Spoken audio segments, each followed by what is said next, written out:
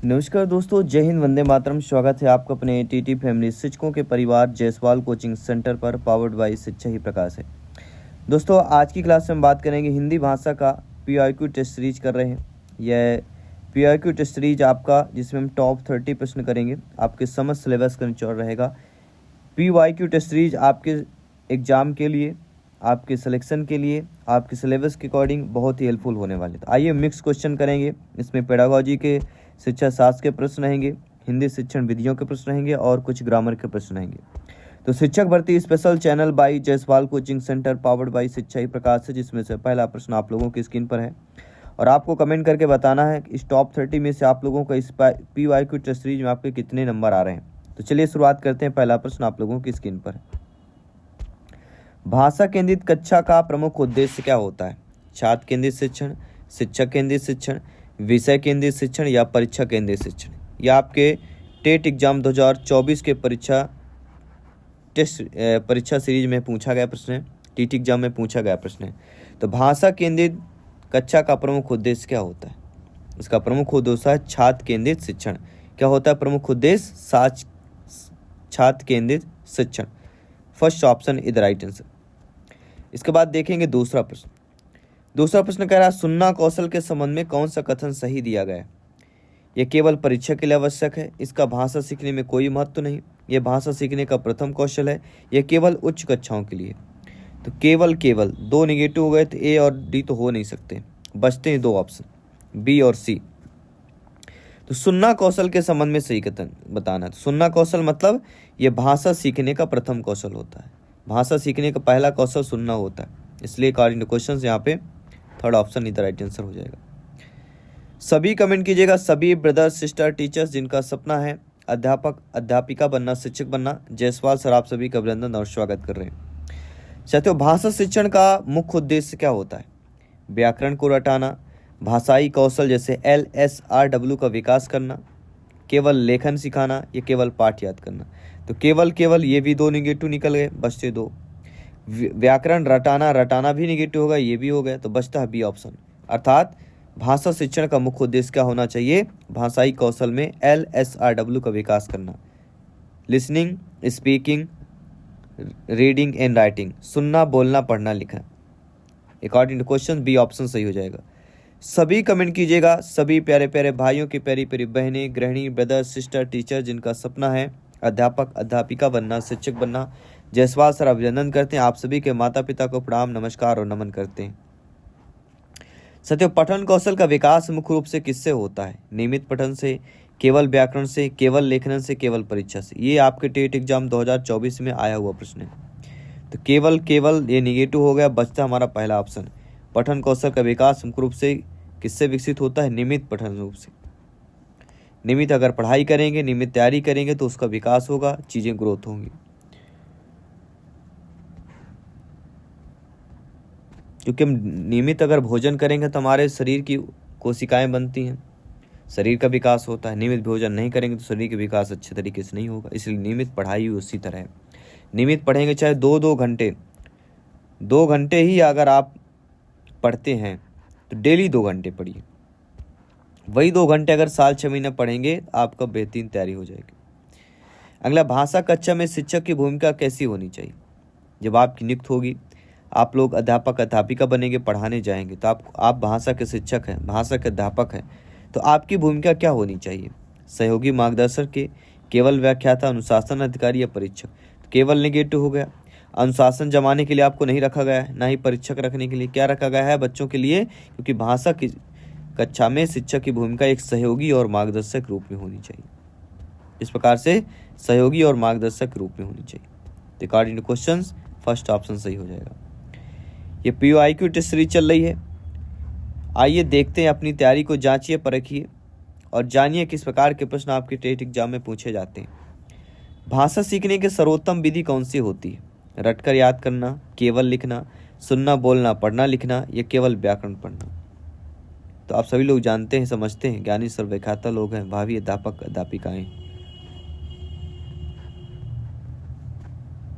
कि भाषा सीखने की सर्वोत्तम विधि कौन सी होती है? वह होती सुनना, बोलना, पढ़ना, लिखना, LSRW। अगला प्रश्न है, LSRW का पहला कौशल कौन सा होता कहलाता है? LSRW का पहला कौशल कौन सा होता है? इसका पहला कौशल सुनना होता है।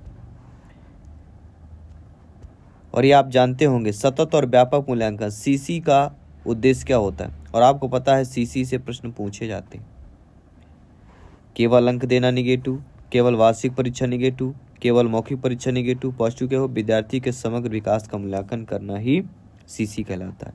मूल्यांकन बस नहीं, समग्र विकास के समस्त पहलुओं का मूल्यांकन, उसको हम CC बोलते हैं। भाषा अर्जन किस प्रकार से होता है? केवल विद्यालय में, प्राकृतिक वातावरण में, केवल पुस्तकालय में, केवल परीक्षा में। केवल केवल केवल हटा दिए, सही क्या होगा? प्राकृतिक वातावरण में।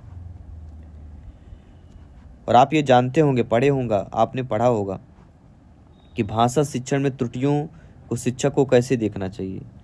अब आप भाषा के शिक्षक अध्यापक हैं और आपको बच्चे की जो त्रुटि करेंगे, भाई बच्चा कोई भी सीखेगा त्रुटि करेगा, त्रुटि से ही बच्चा सीखता है। एक शिक्षक की भूमिका में आपको क्या करना चाहिए? दंड योग मानना चाहिए, दंड निगेटिव हो गया। अनदेखा करना भी निगेटिव हो गया। सीखने की स्वाभाविक प्रक्रिया का भाग मानना चाहिए, बिल्कुल सही बात है। गलतियां त्रुटियां इस सीखने की स्वाभाविक प्रक्रिया के एक भाग होती, एक हिस्सा होती। इसके बाद देखते हैं अगला प्रश्न, समावेशी शिक्षा के संदर्भ में शिक्षक की सबसे महत्वपूर्ण भूमिका क्या होगी? मान लीजिए समावेशी शिक्षा है, समावेशी शिक्षा है आपके विद्यालय में, इसके संदर्भ में देखा जाए तो आपकी सबसे महत्वपूर्ण भूमिका क्या होनी चाहिए एक शिक्षक के रूप में? केवल मेधावी तो केवल निगेटिव हो गया। सभी विद्यार्थियों के लिए समान प्रश्न पत्र बनाना, सभी विद्यार्थी तो ये जहाँ तक हो सकता है। प्रत्येक विद्यार्थी की आवश्यकता के अनुसार शिक्षण कराना, ये सबसे ज़्यादा पॉजिटिव है, तो C ऑप्शन होगा। केवल पाठ्य पुस्तक गलत हो जाएगा। तो प्रत्येक विद्यार्थी की आवश्यकता के अनुसार अगर शिक्षण करा रहे हैं तो वह समावेशी शिक्षा के संदर्भ में आपकी भूमिका महत्वपूर्ण कहलाएगी। वाचन का मुख्य उद्देश्य क्या होता है? केवल शब्दों को उच्चारण करना गलत, अर्थ ग्रहण करना और आनंद लेना ये सही होगा। केवल परीक्षा की तैयारी गलत, केवल गति बढ़ाना गलत। तो वाचन का उद्देश्य है अर्थ ग्रहण कर आनंद लेना, जिसे हम रसास्वानुभूत बोलते हैं। अगला, भाषा सीखने में सबसे अधिक सहायक कौन सा माध्यम होता है? अगर कोई किसी बच्चे को भाषा सीखना हो, किसी व्यक्ति को भाषा सीखना हो, उसके लिए वह माध्यम बताइए जो सबसे अधिक भाषा सीखने में होता है। वह होता है भाषाई वातावरण और संवाद करना। थर्ड ऑप्शन राइट आंसर हो जाएगा। हर प्रश्न अपने आप में अव्वल है, हर प्रश्न सिलेक्शन वाला है, तो हर प्रश्न का जवाब देना, फीडबैक करना है। शुद्ध लेख का प्रमुख उद्देश्य क्या होता है? केवल लिखावट सुधारना निगेटिव, श्रवण लेखन कौशल का विकास करना, केवल वर्तनी याद करना निगेटिव, केवल परीक्षा याद करना निगेटिव। बचता क्या? B option. शुद्ध लेख का प्रमुख उद्देश्य क्या होता है? श्रवण एवं लेखन कौशल का विकास करना होता है। अगला, कि भाषा शिक्षण में कविता पढ़ाने का सर्वोत्तम तरीका क्या होता है? केवल व्याख्यान करना निगेटिव, भावपूर्ण वाचन सही, केवल प्रश्नोत्तर गलत, केवल याद करना गलत। तो बचता क्या है? भावपूर्ण वाचन। कविता है, लय ताल, जहाँ ऊंचा बोलना है, कहाँ धीमा बोलना है, वो सारी चीजें मायने रखती हैं। बच्चों में शब्द भंडार बढ़ाने का सबसे प्रभावी उपाय क्या हो सकता है? केवल शब्दकोश गलत, कहानी कविता संवाद बिल्कुल सही, केवल व्याकरण गलत, केवल लेखन कराना गलत। तो राइट क्या हुआ कि बच्चों के शब्द भंडार में अगर वृद्धि करना है, बढ़ाना है, तो सबसे बेहतर उपाय कहानी कविता का संवाद कराइए, तो अपने आप बच्चे में शब्द भंडार की वृद्धि होगी। भाषा शिक्षण में त्रुटि विश्लेषण का उद्देश्य क्या होता है? एरर एनालिसिस अगर आज देखा होगा। बच्चों को दंड देना गलत, त्रुटियों के कारणों को समझाकर सुधार करना बिल्कुल सही बात है, कम अंक देना गलत, परीक्षा लेना गलत। तो भाषा शिक्षण में त्रुटि विश्लेषण का उद्देश्य होता है त्रुटियों को कारणों को बच्चों को समझाइए, बताइए और उस पर सुधार करवाइए, ताकि बच्चा दोबारा गलती ना कर सके। भाषा कक्षा में सबसे प्रभावी शिक्षण सामग्री कौन सी होती है? भाषा कक्षा में सबसे प्रभावी शिक्षण सामग्री, केवल ब्लैक बोर्ड गलत, केवल पाठ्य पुस्तक गलत, विविध शिक्षण अधिगम सामग्री TLM बिल्कुल सही बात। TLM क्यों होगी? क्योंकि सबसे प्रभावी शिक्षण सामग्री TLM कहलाती है। और आप जानते हैं कि भाषा विकास में परिवार की भूमिका किस प्रकार से होती है? बहुत कम, केवल, प्रारंभिक अवस्था, अत्यंत महत्वपूर्ण या कोई भूमिका नहीं। तो केवल तो निगेटिव हो गया, तो इसमें राइट आंसर क्या होगा? इसमें राइट आंसर क्या होगा? अत्यंत महत्वपूर्ण होती है, क्योंकि बच्चा सबसे पहले परिवार में पलता है, परिवार से ही भाषा सीखता है, और उसकी जो मातृभाषा परिवार की भाषा होती है, समाज की भाषा होती है। भाषा शिक्षण का अंतिम लक्ष्य क्या होता है? केवल परीक्षा में सफलता पाना, केवल व्याकरण ज्ञान करना, या केवल लेखन कौशल? केवल कहीं भी देखिए, आंख बंद कर उसको गलत लगाइए, क्योंकि प्रश्न हमारा पॉजिटिव सकारात्मक है, तो हम सकारात्मक ऑप्शन ढूंढेंगे कि प्रभावी संप्रेषण की क्षमता विकसित करना। According to question, third option is the right answer. अब आइए देखते हैं अगला प्रश्न। अगला प्रश्न कह रहा है कि राम विद्यालय जाता है। राम विद्यालय जाता है, इस वाक्य में राम क्या है? क्रिया, सर्वनाम, संज्ञा, विशेषण? सभी लोग बताइए। कौन विद्यालय जा रहा है? राम विद्यालय जा रहा है, अर्थात संज्ञा क्या हो जाएगी? राम हो जाएगी। राम क्या? एक संज्ञा हो जाएगी। अगला प्रश्न देखिएगा कि सुंदर शब्द किस शब्द भेद का उदाहरण है? संज्ञा, क्रिया, विश्लेषण, सर्वनाम? सुंदर शब्द, सुंदर शब्द जो है किस भेद का उदाहरण है? भेद बताना, तो हो जाएगा विशेषण। सुंदर क्या है? एक विशेषण शब्द का भेद कहलाता है। और आपको पता है संज्ञा, क्रिया, विशेषण, विशेषण, सर्वनाम, इनसे 1 से 2 प्रश्न रखा हुआ है, एक तो आना ही आना है। वह तेज दौड़ता है, इस वाक्य में तेज क्या है? वह तेज कैसे दौड़ रहा है? तेज दौड़ रहा है।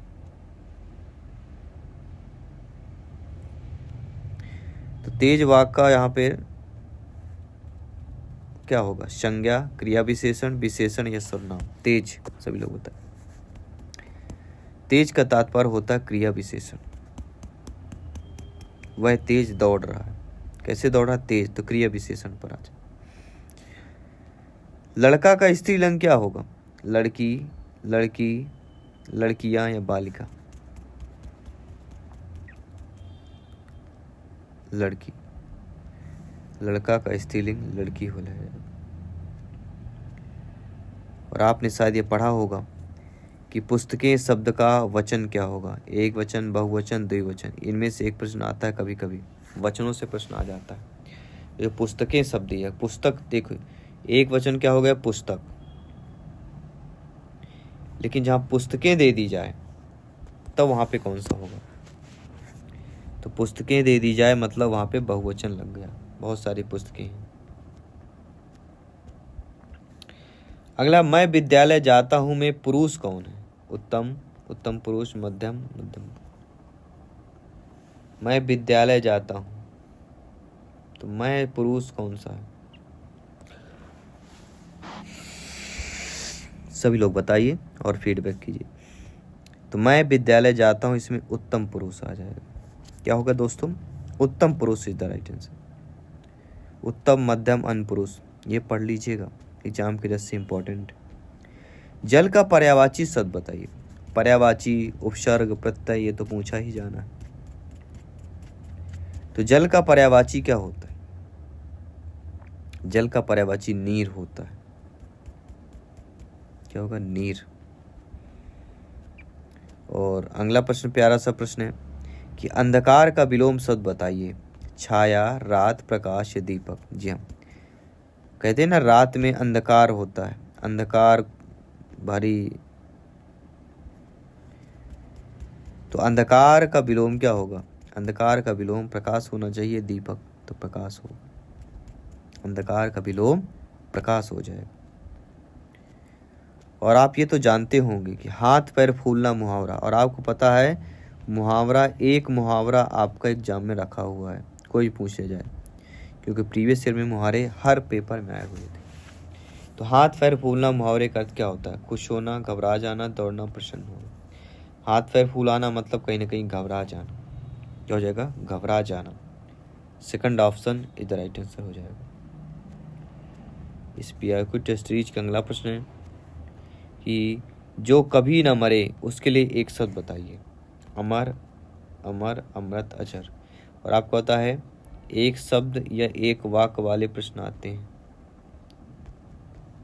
एक शब्द में उत्तर। तो जो कभी न मरे उसके लिए हम क्या बोलते हैं? उसके लिए हम बोलते हैं अमर हो गया है। जैसे यहाँ पे मध्य प्रदेश के माँ शारदा मंदिर आप देखेंगे चित्रकूट पर्वत पे आल्हा उदल वहाँ पे अमर बोलते हैं। उनको आज भी अमरता का वरदान बताया जाता है। तो उसका रीजन यही है, उनके आज भी अस्तित्व देखने को मिलते हैं। ये रहा दोस्तों हिंदी भाषा के हमने PIQ टेस्ट सीरीज किया। आई होप सभी लोग समझे होंगे। हर सब्जेक्ट के PIQ टेस्ट सीरीज कर रहे हैं ताकि आपकी बेहतर तैयारी हो सके, जान सकें किस प्रकार के प्रश्न आते हैं, किस लेवल के प्रश्न आते हैं। तो मिलते हैं अगले सेशन पे, तब तक के लिए सभी मित्रों को जय हिंद, वंदे मातरम, धन्यवाद सभी का।